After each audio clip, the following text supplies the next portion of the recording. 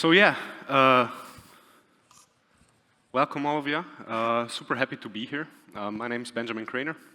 I'm a PhD at the University of Zurich, and I'm super happy to be here because I'm also co-organizing Ethereum Zurich each year, which is the third time. This is the first time I made it to Prague, so I'm super grateful to be here. Want to also thank the team of ETH Prague. Yeah, and let's start. We have a panel here of let's say, distinct academics, I would say. And I would ask them to introduce themselves, maybe in one line. They can say what they do, who they are, and what their lens on blockchain and crypto is. Go on, please. Sure. Yeah. So, hello everyone, I'm Filip. So I'm originally from Prague, actually, so it's always great to come home. But currently I'm based in Munich, where I'm pursuing and hopefully finishing later on this year. Always a bit tricky to predict the timeline with it. My PhD in the area of distributed computing, and in parallel I'm also actually a co-founder of a space computer that aims to build a new L1 in space. And in general, as a part of my activities, I'm very active in the TE space with respect to trusted execution environments and its application and overlap in blockchain itself. Thank you. Hi, my name is Jakub. I teach here at Prague University of Economics and Business, and we've been teaching crypto-related courses since 2014, so it was one of the first courses globally, and it's not they are not technical subjects, but rather business oriented and economically oriented. Apart from that, I work in crypto. I do systemic analysis, so assessing sustainability of business plans, token engineering, and stuff like that. Hi there, I'm Ivan. I'm from Brno University of Technology. And my research focus is mostly on a consensus layer, designing the new consensus protocol, doing the research towards the game theory analysis of these schemes. Even today I will have a talk at 4:30 about a novel consensus scheme using the proof of use for work mining of snarks and ZK snarks and social capital. Besides, I do the electronic voting on the blockchains, resolving the scalability issues of electronic voting or even on the consensus layer. And especially I focus on the security and applied cryptography. Hi, my name is Kristian. I'm from Slovak University of Technology. I'm leading a blockchain and fintech research group there. So we are one of the few really dedicated research groups for blockchain things. Our main expertise is in execution layer things, application layers. So we are very active in DeFi ecosystem, in interoperability of blockchain networks, in creating some new stuff with the driving of the hard forks and other things. But besides that, we also have some basics in zero knowledge proofs in cryptography and in other like currently very interesting research things. So, thank you, guys. So, my first question when I was thinking about the panel, I'm tasked with like creating the curriculum sometimes for some things in our university, and I was wondering if you had the chance to create the blockchain course, okay? How would your first day, your first lecture look like? What would it be about? What would you want the students on day one to take away? Please, go forward, yeah. Sure. So I can share our experience. So with respect to blockchain, at least the way how we see it, of course, it's something new, right? It's been introduced like with the rise of Bitcoin and so on. But actually from the academic perspective, when you look at the underlying aspects, many of them were already taught before, right? Like if you look at distributed systems and look at cryptography, many of the tools that are actually being used are already discussed before, peer-to-peer systems. So with respect to that, when it comes to designing new topics, we actually didn't have to necessarily come up with something completely from scratch at the Technical University of Munich, but could actually already reuse a lot of previous subjects that we had and try to just provide the new technologies with respect to, for example, consensus, what you were mentioning, and really try to provide the relationships between the individual layers of the blockchain stack. And that was our approach, really just like dive into how does the blockchain stack look like, what is consensus, what is peer-to-peer layer, what is execution environment. And recently, actually, we were fortunate enough to introduce a new course that is actually more focusing on the cryptography, a bit more in detail. We call it Applied Cryptography for Decentralized Systems. So we are introducing mainly to master students, to be specific, aspects regarding ZK, TEs, and second multi-party computation. So I would say these are the more technical topics, but of course, if we consider a broader interdisciplinary form of students that may take part, definitely I think just like getting introduction to some of the aspects of distributed systems and peer-to-peer networking, I think it's usually the approach we take. Okay, so you would start from like this distributed systems side. Would you differ? Would you do something else? Or yeah, go ahead, please. Yeah, maybe I can also mention like at BUT, I established the course Blockchains and Decentralized Application. BDA, even though my first name was like BDS, Blockchains and Decentralized System, because I like the system security. But then somebody told me it's not good to mess up with other shortcuts, which is very similar. Anyway, so we have a BDA course maybe for 3-4 years. So every year we got around 40 students, 30 to 40 students. We teach especially the security and consensus layers, like in a historical way, how they were developed from a proof of work to the proof of resource and proof of stake, and even next generation I see to be the proof of social capital, but we will see that whether it will happen. Anyway, the students teach or learn how to do the decentralized applications, program the smart contracts in the current development frameworks, and it's really practically oriented and they like it. And so this is our experience. We go more towards security and applied cryptography in this course. So would it be like something like Byzantine general problem exactly. is the first thing and you learn that? It starts with that, with the first presentation, even though it might be seen as a recap from other courses.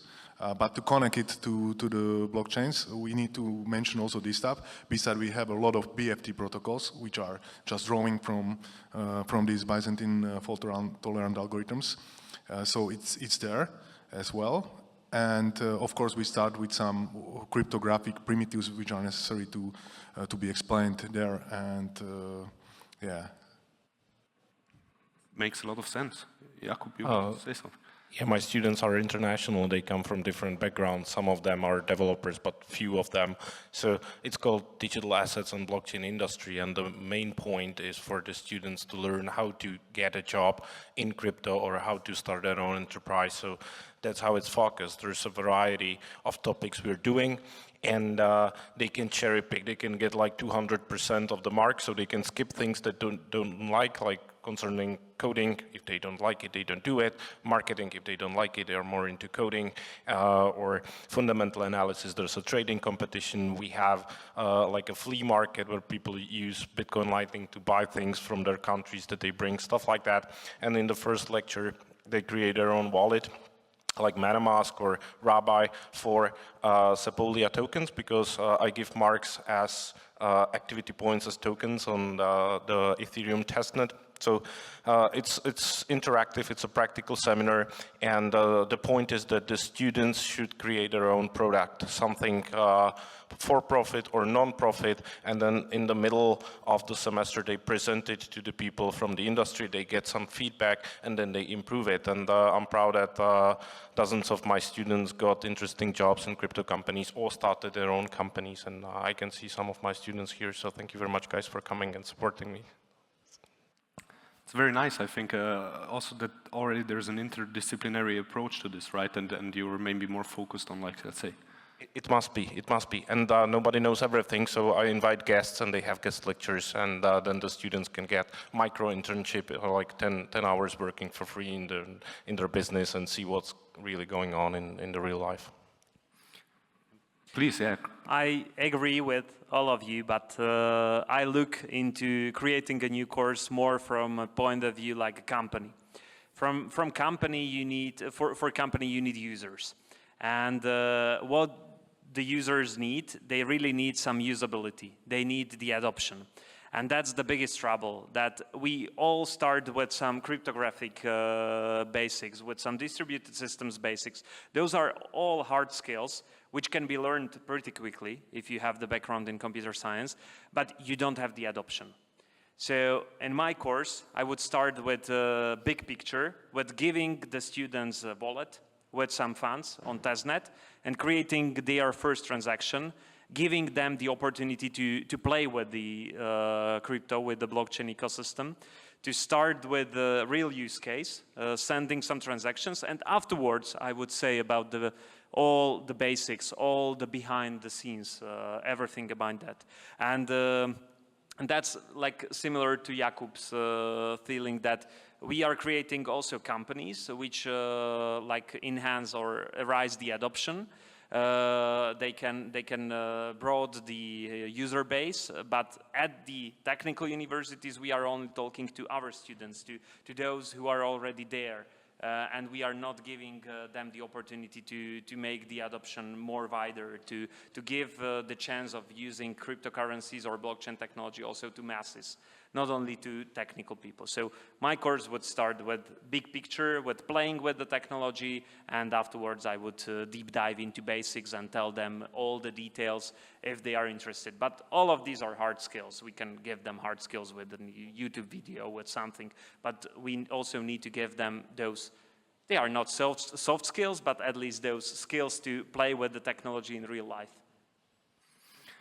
I think it's very interesting because it's diverging. I mean, to a certain extent, there's some more technical backgrounds, right? Computer science approach, and then there's something more hands-on approach. If you would ask me, I would probably give the first lecture would be like, I don't know, monetary economics and try to study about that, right? But anyways, I think this is to me it's super interesting, the interdisciplinarity between the subject in blockchain, right? As you mentioned, you have computer science and you have social science, economics, everything else around, law, regulation, which ultimately should ensure that they are adopted in a pragmatical manner. Where would you see the most need in having this interdisciplinarity in research? What should be, let's say, which problems should be tackled interdisciplinary? Where should you break out of the silos?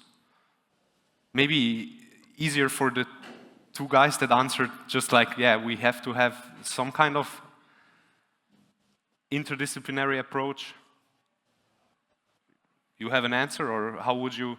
Well, to be honest, I'm not very strong in research or in writing the research paper, so I hope the AI will write the papers for me, because I can do I believe I can do the research. I'm a mathematician, yeah, but writing it, not really.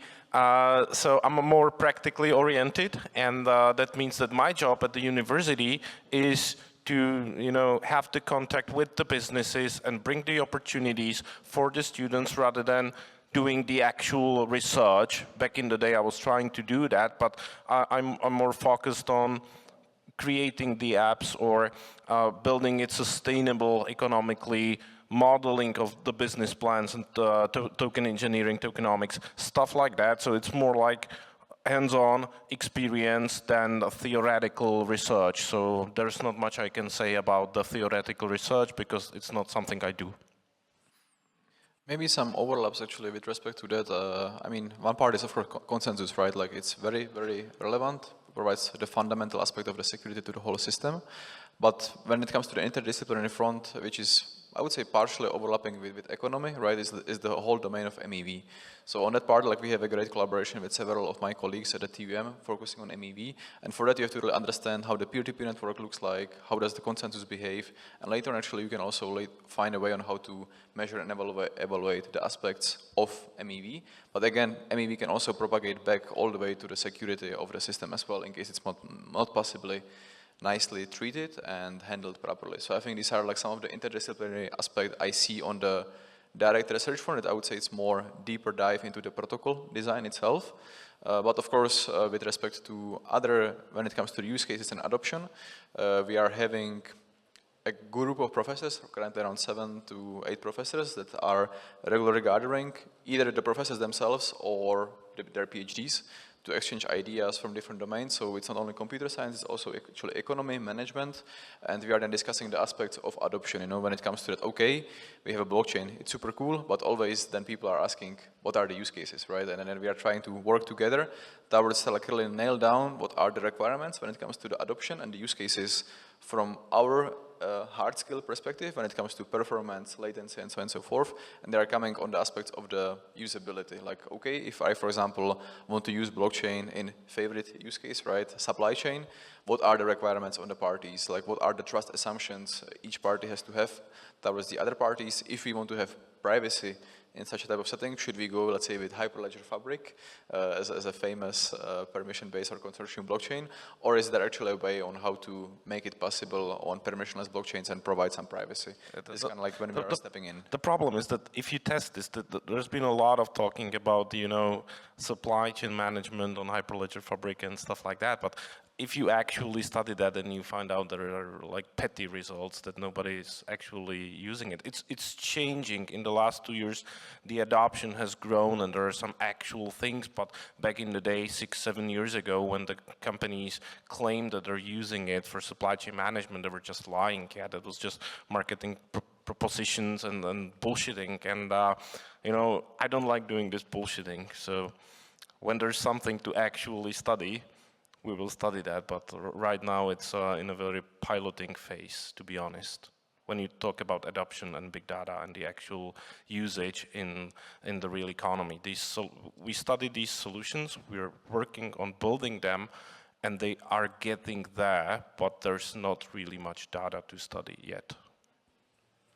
Thank you. Go on, yeah, please. Okay, maybe I will say something with regards to industry, which is seeking for the applications of the blockchain just because of the hype of the blockchain. They want to say they are using the blockchain for something to increase their value. But in fact, when I see the solutions they design, they are really weak.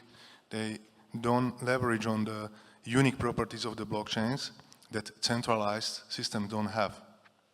So I think this is a big problem. I see it in industrial conferences, industrial venues, and even on scientific conferences, that people just design something and don't really think about whether it's really needed, whether they really need a blockchain, whether there is really necessary to have some assumption about mutually untrusted participants, yeah, and requirement for the integrity or censorship resistance or availability or other features that are really useful. So this I see a big problem of the industry, that really they want to just go into the production using the blockchain. Even you see that they only tell that they are using the blockchain, but in fact they are not. And this is how it looks. So in my previous research, we did some analysis of the use cases, like general categories of blockchain applications that make sense on each of the layer, like application execution layer and consensus layer. So we identified that there are really very few applications that make sense. And even if they make sense from the technical perspective, you might be disappointed how it has been applied. But the problem is that if it is not purely Web3, if you do something in the real world, there are layers and layers of regulation that you need to bypass. And for instance, I've been to several working groups in the European Commission for building like university diplomas on the blockchain, or capital markets like bonds, tokenization on the blockchain, or digital IDs and stuff. 6-7 years ago, they approved it, and now it's getting done, yeah, after 5 years and stuff. And it takes years to just get the licenses and to understand how to combine the technology and the meaning of it, like the decentralization and security and what it should do. That's one thing. Then having it legal, and then you need to combine it with the usability for the clients so that it still makes sense, you know, because you need to make compromises. So that's the interdisciplinary thing. You have law, you have the technical side, the computer science, and then you have the UX, UI, and the positioning and the business meaning of it. Yeah, so that's how it's clashing. To add on what you said regarding regulations and the European Union, the problem is probably they didn't understand how it works and what advantages might be obtained from the blockchains at a time when it was like discussed among the community members and when it was a hot topic, like for NFTs, like asset tokenization, real world asset tokenization. So it took some time until they understood, and now you can see the projects funded by European Union or on other agencies, like national grant agencies, with this kind of project. And its ideas hold like 8 years. Maybe even Kristian can tell us something. Yeah, definitely. Like they do understand. I've been having a lot of talks at European Commission. I've been describing them what the technology behind cryptocurrencies is, how the blockchain works. They do understand. They have really good questions for that. But their point of view is how we can get our share from it. They want to allow cryptocurrencies which share the monetary value with the European Commission. The European Commission is looking for everything with the eyes that they want to get part of the cake. You know, that they will not allow something which will fully work in a decentralized way and be just for public good and for people, because it cannot be regulated, and that for European Commission is something bad. If you can't regulate something, they don't like it. And it's like normal point of view for them. For us, of course not. So we see that a lot of crypto startups and cryptocurrency companies and like really good startups in the blockchain world are headquartered in Gibraltar, in Cyprus, in Malta, in Asia, in the US maybe. And they all work. And when they come to the Europe, they start something, and after 1 month, some European commissioner will come to them, okay, give us the regulation papers. The regulation papers are like hundreds of pages, and you need to fill all of these information to start something here. And that's ridiculous. That's really hard, and I understand also the entrepreneurs that they always pick the lowest possible regulation because they want to start with the product. They want to have like beta users to test the product. They want to see if the product works, if it can be tested with real human beings, and they don't want to wait like for European Commission maybe for half a year or for 1 year to just wait and sit to see if the European Commission allows you to do this. So that's like the biggest trouble here in Europe, and also from the interdisciplinary view, as you asked in the beginning, I think that the blockchain is a very nice technology where we see the interdisciplinarity between like starting in applied mathematics or applied cryptography up to computer science and at the end economics, business, entrepreneurs, and like really if we can cooperate on all of these 3 pillars, we can create better applications, better user base, better user adoption. We can even maybe have like higher voice or stronger voice in European Commission to persuade them that not all technology needs to be regulated, you know. I understand the regulation point. I'm from the Swiss landscape. Maybe regulation there is a bit, I feel like it's a bit easier, okay? At least not I mean, it's nowhere yet, but I understand that point. Let me put it into that perspective now. If you think that what will be the application we will see in the future? So where the regulation is at the point that it allows businesses to thrive, but on the other hand, the European Commission is getting its stake in there, or let's say is happy with the regulation. Where would you see that? Maybe one potential applications of using the blockchains, and it related to the European Union or governance we have is electronic voting, which may really benefit from many of the blockchain features and ensure some fairness of this voting process. Even though we know that it cannot ensure the eligibility check, because eligibility check is always based on the centralized authorities that allow the users to participate in the voting. So this is one of the use cases I see as potentially could be funded by the European Union. I can tell you, recently I was checking the list of the projects in the European Union that are entitled for some call, and out of 150 projects, I found only one that could be potentially extended by using the blockchains, because that call was for extension. And the topic was actually the voting or e-governance. Okay. Yeah, well, first of all, back in 2008, before the Bitcoin white paper was published, guard time blockchain was used by the Estonian administration because the year before it was attacked by hackers and it was vulnerable, so they used this data structure, let's say, to keep some business registers and maybe mobilities register safe and distributed. So it's always been there. It's not like something super new. And secondly, we're getting it done, the DEUS project for the capital market for small and medium enterprises bonds, so it can help funding European companies. I think it's almost patriotic thing now with the tariffs and stuff, so there might be some usage in it, and I believe it will, because the European like equity or capital markets are still fractionalized heavily, and it doesn't really matter if it's built on blockchain or not.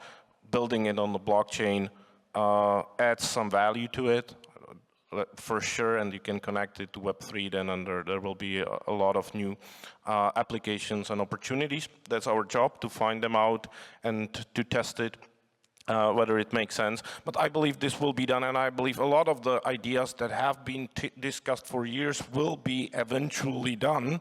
It's just not there yet, because the actual implementation is complicated due to a lot of barriers, administrative barriers, mostly. I think it's a very interesting point. I think the first point about the Estonian government, I didn't know about that. I even met with the people with the European Commission, so not everyone in the Commission are idiots. No, normally it's people like you and I, right? People who understand the stuff, but then it goes to the policy groups and then it gets messy. I find it very interesting, that resiliency part, right? That you have this kind of systems that are resilient, that might also be a strategic opportunity in certain areas, if you think about voting or like, yeah, securing the government. What do you think about, let's say, if business would have to approach academia for help? What would the topics be that you would wish business would more focus on? Okay, from a funding perspective, where should research go? Where should let's say, if we don't get funds from the European Union, what businesses should invest into academia? Where could the greatest benefits be?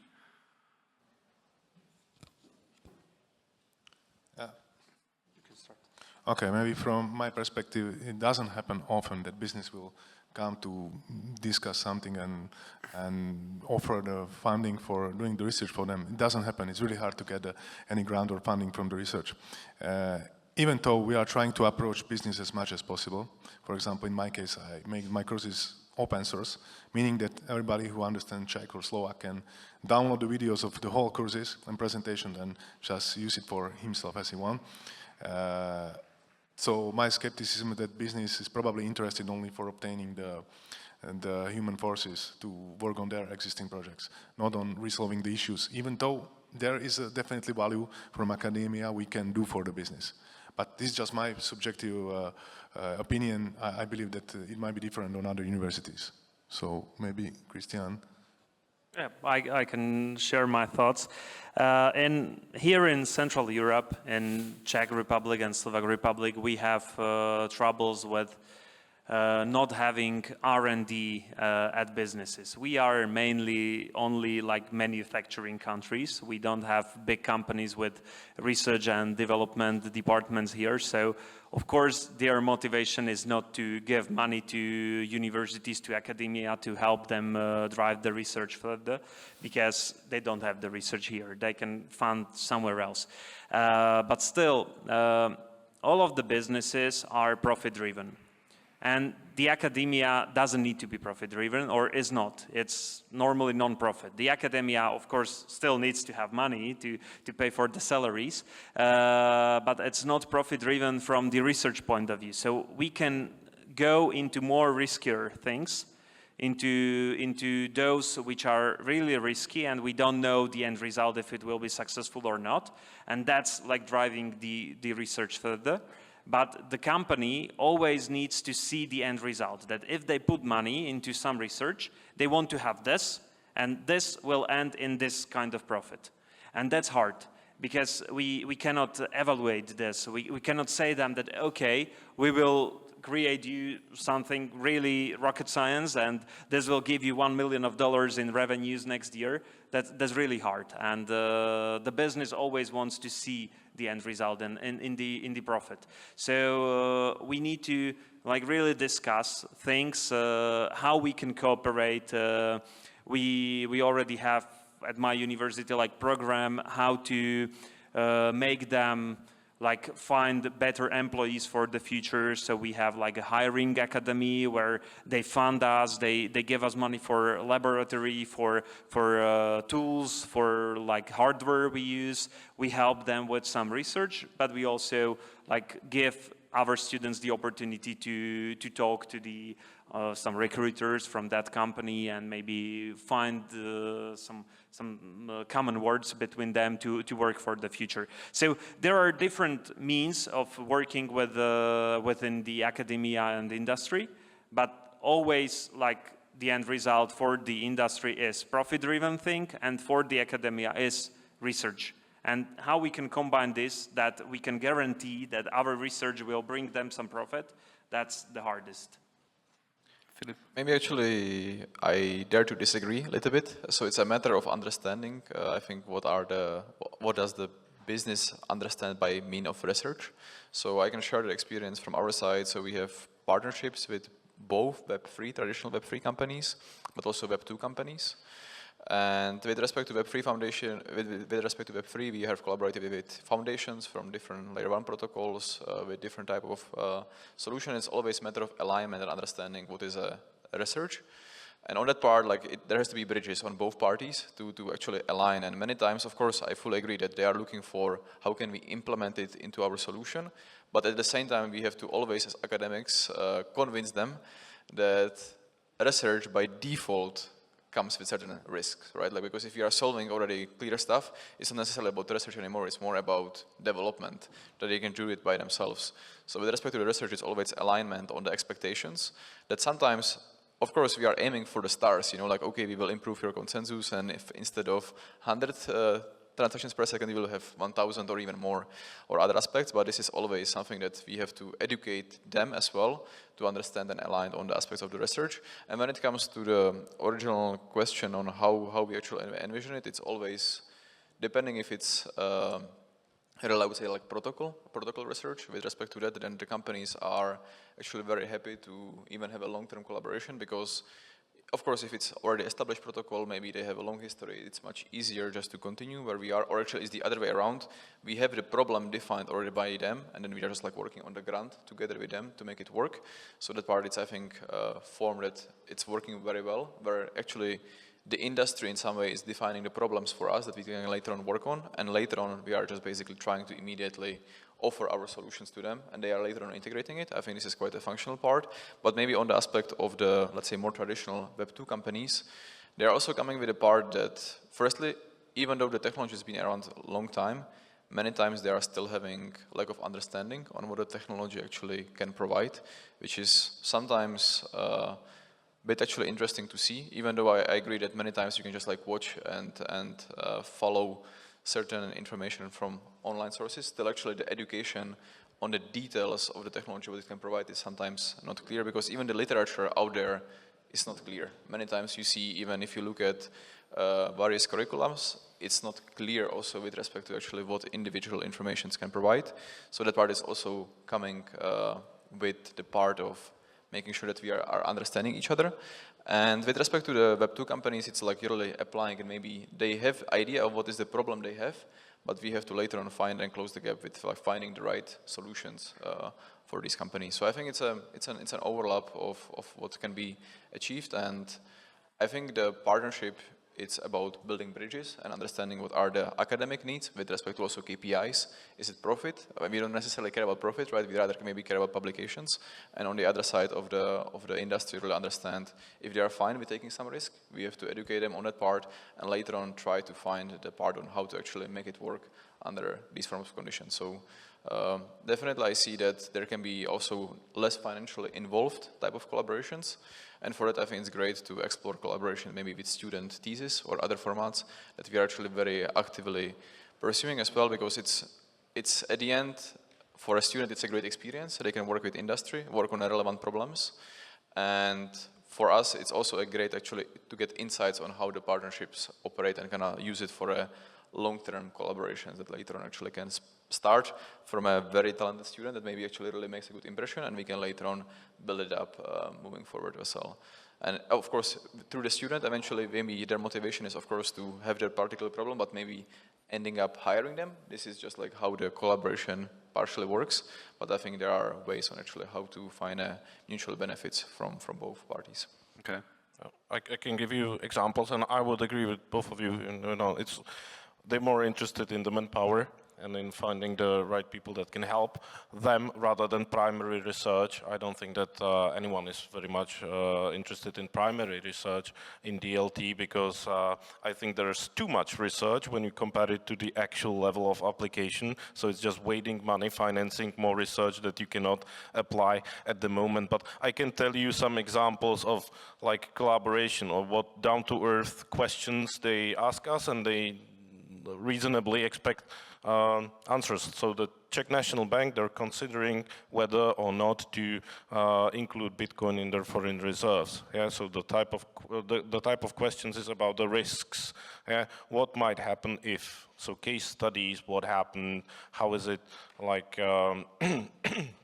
How robust it is, what types of problems can there be? Or the police ask questions like, hey, this particular scheme, is it fraud or not? Why do you think so? Blah, blah, blah, yeah? Expertise on that. Or positioning, yeah, we're building this. What is the competition in DeFi? What actors are there? How are they licensed? What's their fee structure? What's their rationalization for the existence of these fees?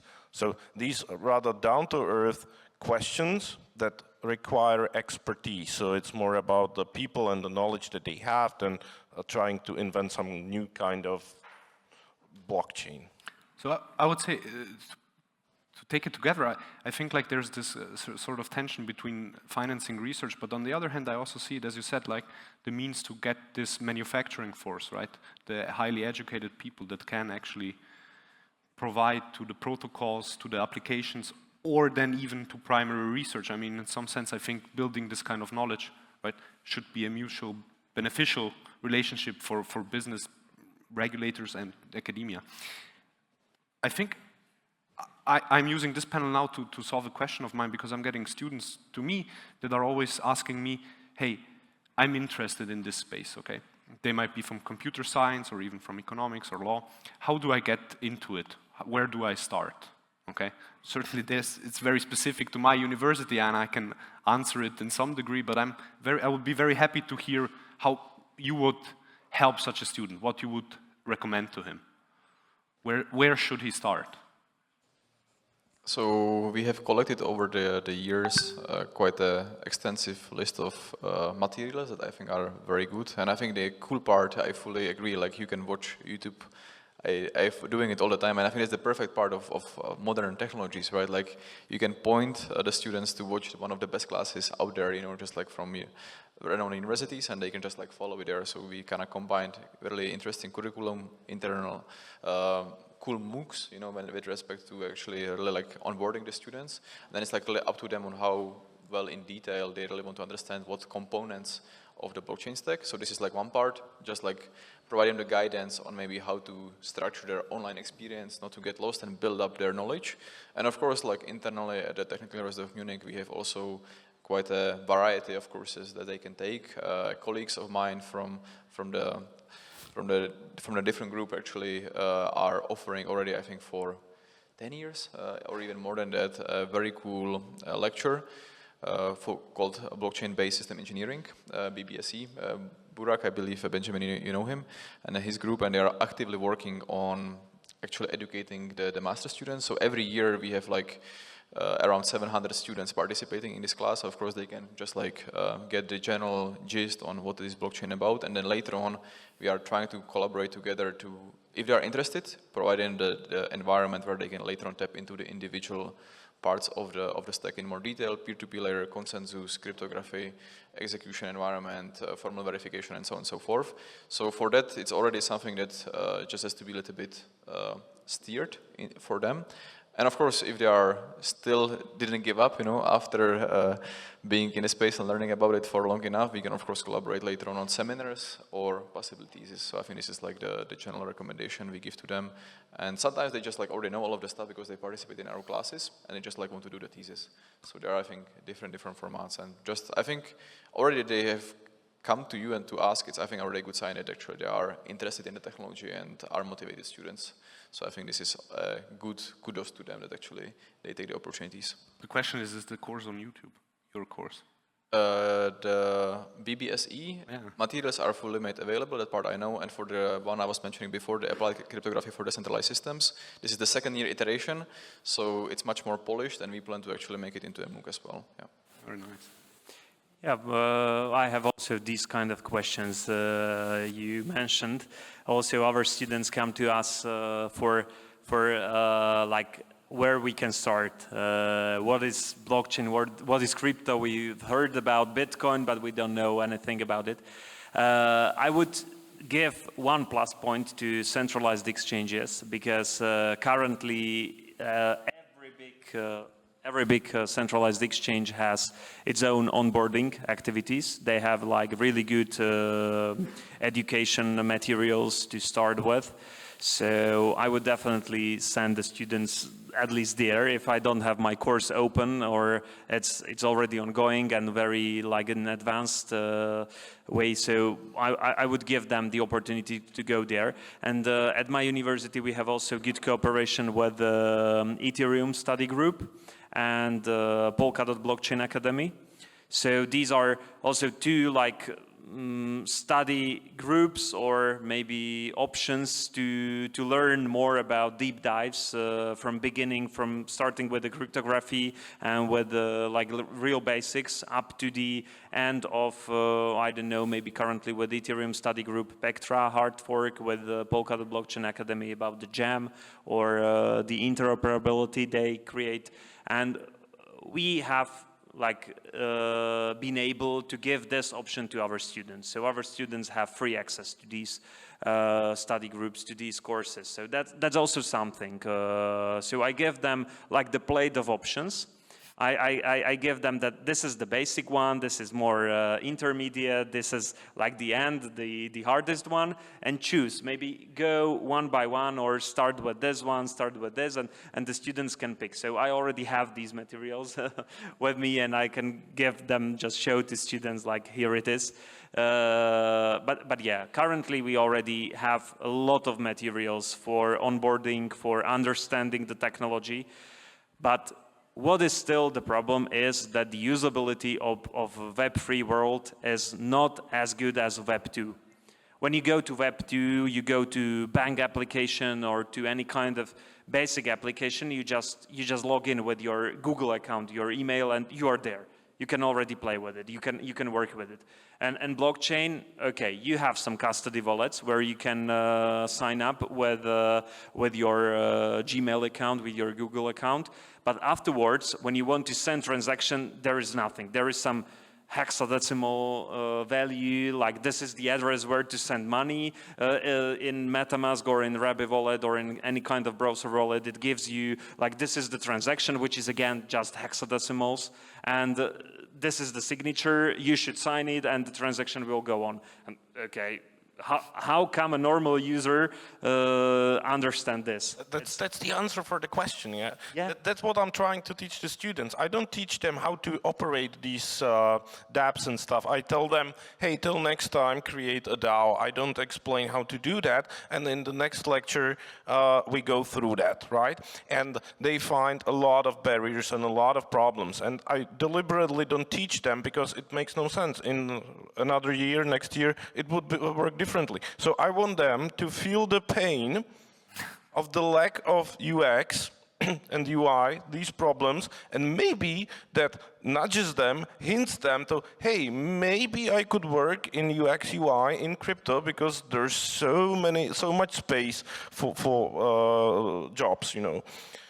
And it's getting better. It was worse, but it's still very terrible. Yeah, but so that's what the students can do. Exactly. The adoption is struggling with the UI and UX. I see this difference where you have students that are keen, then they learn something, but doing something is then completely different. And I feel like oftentimes students also need, I mean, having somebody there who helps them, or having like this, if they're not from the space, at least that's always helpful. Maybe you also want, yeah, please. Maybe if you can imagine the scenario where you would use all the usability improvements we have in Web3, like embedded wallets, and you will present the students at a first glance with these solutions, and they will find it like frictionless or easy to use. And then probably they would ask how it works. And if you would explain how it works, they wouldn't get the point. What was the motivation of building such a solution? Because they didn't feel the pain of Web3 usability. So I agree that it's good to start with the Web3 usability, experience it, feel the pain, and then go to the Web2 improvements like embedded wallets and see why it's like that, and why we cannot afford to make unlimited embedded wallets, because it's always the trade-off between security and usability. And we can use it only for a certain amount or with some limitations. So I agree that it's good to start with feeling the pain. Yeah. We have a summer school, and what we usually do is in the first 2 days we have a test net of Ethereum, okay, and they have to create their wallet, create everything in the terminal, and usually that's already a problem. It's a very interdisciplinary summer school, but anyway, so yeah, it's a good. I think it's a good. It's nice to hear that. I will take your answers, put them together, okay, link all your courses and send it to my students. I think we're almost at the end of the panel, and I would be super happy if we would have some questions from the audience. If anybody has some questions. There's one. There's a mic, I don't know. We can also hear you if you shout. We have all the mics? Maybe, yeah, if you share one. Okay, so I'm one of the students of the BBSC course at the TUM, which I really recommend to attend. It's on GitHub, I guess. For me, I'm kind of new in the Web3 space. I'm a computer science student, and I joined it at the TUM. And for me, it was very hard to differentiate at the start what's like the real thing, what's the real research, and what's like a you know, a lot of these companies, when you go through these courses, it's just claiming something what's not actually true. And it's also hard to differentiate what's like good research in the space and what's not. So would you have some advice how to differentiate what's actual research and what's like boosting about something in order to get financed? Yeah, I think firstly, great to see some familiar faces, you know, in some way from TUM. Definitely, I think what is the aspect of the crypto that is always we try to educate students, which I think is not only applicable to Web3, to be fair, but like be critical, you know, like when it comes to marketing claims, you can put whatever on PowerPoint, on Twitter, you name it. Like this, unfortunately, the signal-to-noise ratio is not optimal in the Web3 space. There is a lot of fluff, you know, that students have to actually go through, or even like not only students, like anyone, right, that is interacting with the space to go through and understand it. So I think definitely first part when entering Web3 space, but even it's similar in AI, just like be critical and really try to dive into the parts that actually make sense, and later on, and be questioning stuff, right? Like ask always like, okay, where is this number coming from? Under what conditions? If you say, I don't know, 100 TPS, how does the system look like? What is even a TPS? Like, what is a transaction? Do you consider just like a simple exchange, or is it a smart contract execution? And you will start to see the answers will very much deviate, which I think it's a little bit a shame in the Web3 space over the years, that I don't see as much, because like as a part of my research, we are very much focused, for example, on empirical evaluations of systems. And we are kind of trying to push on the envelope of trying to find a way on how to standardize the setting. But it's still not really happening, because I think it's not in the favor of many of the systems to try to be on the same route and be compared in a similar fashion. So I think there's a bit of a back push with respect to that. But in general, I think, so this is on the part on how to approach it as a student, just be like very critical, questioning stuff and look into the details. And then the part actually on how to identify what are true research problems. In that sense, like a huge kudos to Ethereum Foundation, but also like other foundations out there. They usually keep a list of open research questions they have on their website. You can just like search for Ethereum research grants, you know, or you can go to their forums, and you can actually very nicely identify what are the open problems with respect to research. Either it's ZK for adoption, either it's protocol development, either it's like aspects regarding peer-to-peer layer, data availability solutions, you name it. They really, I think, nicely know, because they are building the product, right? They are building the solution. They know exactly what are the pain points, and they are working towards it. But it's, I think, applicable to many other solutions, either L2s, L1s, you name it. Everyone should be aware, and I think if they are open to share it, I think it's already a good sign that actually they are aware of their weaknesses and they are willing to work towards fixing them. So it'll be just like from my perspective. Thanks. Other answers or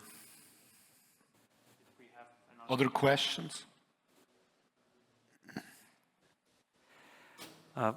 Maybe I can give also my experience. It's from the last week. I have had like experience with stable coins in Europe. We have like 2 euro stable coins. One is D-Euro, the other one is Euro-P, or Europe just. They are both already compliant with MiCA, with markets and crypto assets, the regulation from the European Commission, and they have nothing. They don't have any kind of code. They don't have liquidity pools. They don't know how the stablecoin will work, but they already know that they are regulated. They have like the allowance to be in Europe. They have regulation, but nothing about working. And that's also like the research where the Europe and the Euro are, I think they are registered both in Belgium or Netherlands. Yeah, but that's the thing also with the research, not only about the academia research, but also about the industry research, as we were talking about, that they were pushing really hard and putting a lot of money into lawyers, into having the regulation. Of course, they also had some lobbying in European Commission to get the regulation. At the end, they have the regulation, but they don't have the product. So they will be struggling for next year to create the product, to maybe find some partners in the industry who can create the product. At the end, it will be pushed to be quickly like live, quickly in a production version, so it can get hacked at the end. But you know, the European Commission will be satisfied because it's already a regulated product. So that's also something where the research needs to go before the regulation. They needed to have like the ready product and afterwards ask for the regulation, or maybe it can go hand by hand, that while we are waiting for the regulation acceptance, we are working on the product. But none of these companies has been doing that. And another thing is central bank digital currencies. We already know that in Europe, the digital euro will be heavily centralized based on a database stored in European Central Bank. And that also doesn't make sense. We already see the advantages, and we could adopt blockchain technology with some enhancements, within some hybrid model to work for digital euro, and it will be way better than the one which is proposed currently by European Central Bank. But again, they were afraid of blockchain, they were afraid of decentralization, and they wanted to have one centralized control where they would regulate everything. And in that case, do you need a blockchain? Definitely no. But yeah, allow more people to govern, to be in the governance model, and it can work. It's up to ECB which currency they want to have. Like, give to Caesar what is Caesar's, give to God what is God's. But being critical, yeah, how can they get the CASP license without DORA, which is for the technology? And when they don't have the technology, they cannot get the DORA part for the license. So how does it even work?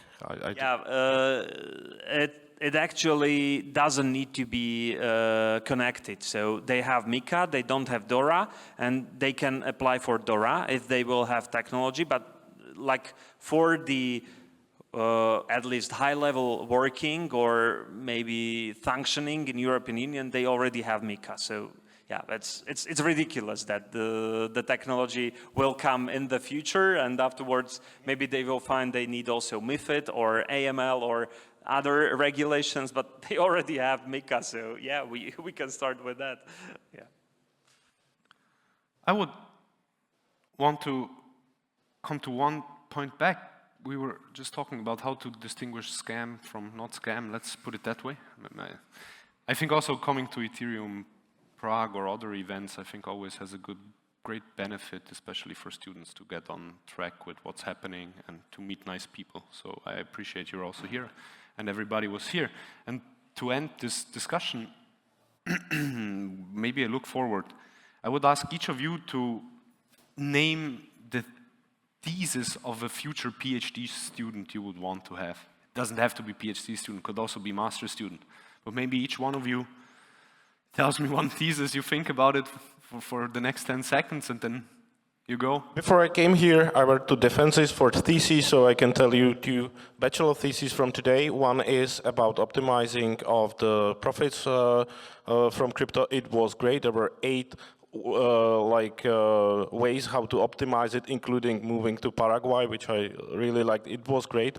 It should be published. And the other one was about the CBDCs, comparing the European CBDC and the digital ruble and the digital yuan, and both were excellent. So I'm always happy to have students that come with their own ideas and they make it properly. It's great thesis. Thanks, yeah, please. Okay, maybe I can say, we actually, we arranged a poster session here in Ethereum Prague, so there are examples of the master thesis we already have this year, and I think from me the most perspective is the social capital thesis and proof of use for work, for mining of snarks and ZK snarks. So actually you got a useful work requested by the clients, by the proofs, and securing the consensus at the same time. So for me, these 3 I have in mind. Yeah, I would propose 2 PhD theses. One is for tokenomics models and finding new economic models and incentivizing the users and motivating them to use blockchain and cryptocurrency in a way which is still secure and private. And the other one would be in line with Ivan, making the snarks available on also like handheld devices, making the proof generation process easier to be able to work on any kind of device, also low resource devices. For me, one will be maybe a bit biased. So the first one is like how to build a blockchain in space. You know, it's definitely bringing quite a set of challenges. Exactly. To show the jacket, you know. We will follow up afterwards. And the second one, I think, goes in the direction like of my area of research, which is like trusted execution environments, how to actually improve TEs with respect to being trustless, because they are currently being, I think, adopted, discussed. We know there are issues.